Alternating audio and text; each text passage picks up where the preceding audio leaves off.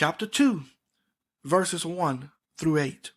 Now we beseech you, brethren, by the coming of our Lord Jesus Christ, and by our gathering together unto him, that ye be not soon shaken in mind, or be troubled, neither by spirit, nor by word, nor by letter, as from us, as that the day of Christ is at hand. Let no man deceive you by any means, for that day shall not come, except there come a falling away first, and that man of sin be revealed, the son of perdition, who opposes and exalted himself above all that is called God, or that is worshipped, so that he, as God, sitteth in the temple of God, showing himself that he is God. Remember ye not that when I was with you, I told you these things? And now ye know what withholdeth, that he might be revealed in his time. For the mystery of iniquity doeth already work. Only he who now letteth will let, until he be taken out of the way. And then shall that wicked be revealed, whom the Lord shall consume with the spirit of his mouth, and shall destroy with the brightness of his coming. Here we see Paul's purpose for writing this second letter to them. He combats the false report that says Jesus had already raptured his church and that they were now in the great tribulation period. Paul assures them that the day of the Lord, the great tribulation, had not yet come. Paul says here that iniquity is already at work in part, but after the church is raptured out of the earth, iniquity will have full course. Why? Because we who are the light of the world will be gone.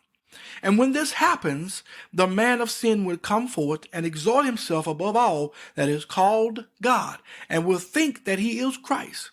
That is the big lie. The world will be deceived.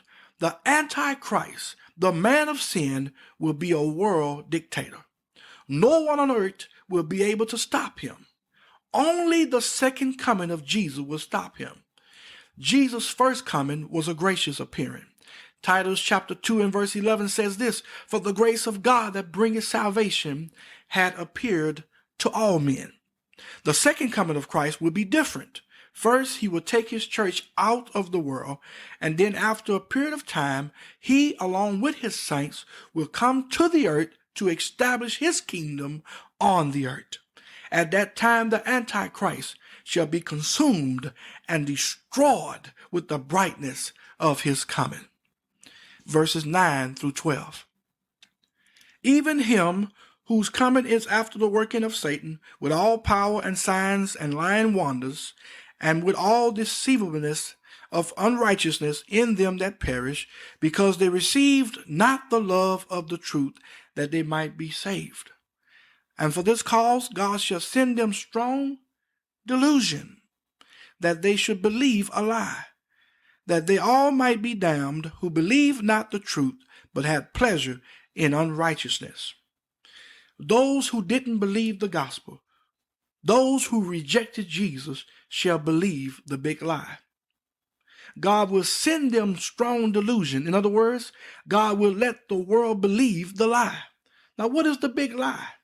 The Antichrist will lie by saying that Jesus Christ is not the Lord. He will tell them that they did the right thing by not believing in Jesus. He will give them an explanation for the departure of the believers in Christ from the earth, of why we are no longer on the earth. He will congratulate the people for waiting to build a kingdom on earth with him. The world will believe him because they didn't believe the truth. Verses 13 through 17. But we are bound to give thanks always to God for you, brethren, beloved of the Lord, because God had from the beginning chosen you to salvation through sanctification of the Spirit and belief of the truth, whereunto he called you by our gospel, to the obtaining of the glory of our Lord Jesus Christ. Therefore, brethren, stand fast and hold the traditions which ye have been taught, whether by word or our epistle. Now our Lord Jesus Christ himself and God, even our Father, which hath loved us and hath given us everlasting consolation and good hope through grace. And good hope, I like that, through grace. Comfort your hearts and establish you in every good word and work. Establish you in every good word and work. Paul tells the Thessalonian believers that God from the beginning chose them to be saved, to be sanctified, to believe the truth, and then to be glorified, to receive their glorified bodies. And in light of this, he exhorts them to stand fast, to stand firm, to never let go of the things that they were taught to them by him and the apostles. And may our Lord Jesus Christ himself and our God and Father, who has loved us and given us everlasting consolation and good hope by grace, comfort your hearts. Oh, I like that. And may he establish you in every good word and work. Listen, no one knows how to comfort a heart like the Lord Jesus Christ. Oh, glory to God.